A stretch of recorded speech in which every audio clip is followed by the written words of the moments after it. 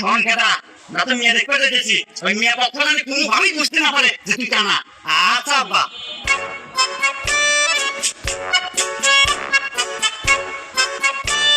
তো বাবা যে আসতে কোনো সমস্যা নেই তো? না, আমার আর কোনো সমস্যা হয় নাই।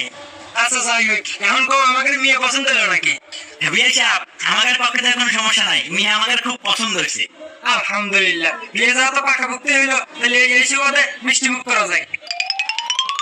বাবাজি, তাহলে তোমার হাত দিয়ে সব মিষ্টি মুখটা করাই দাও। এটা তোর শ্বশুর কল তোর সামনেই মিষ্টি নিয়ে খাওয়া আছে, আর মিষ্টি কিন্তু দড়িটা বান্ধা আছে, ওটা খুলে নিস।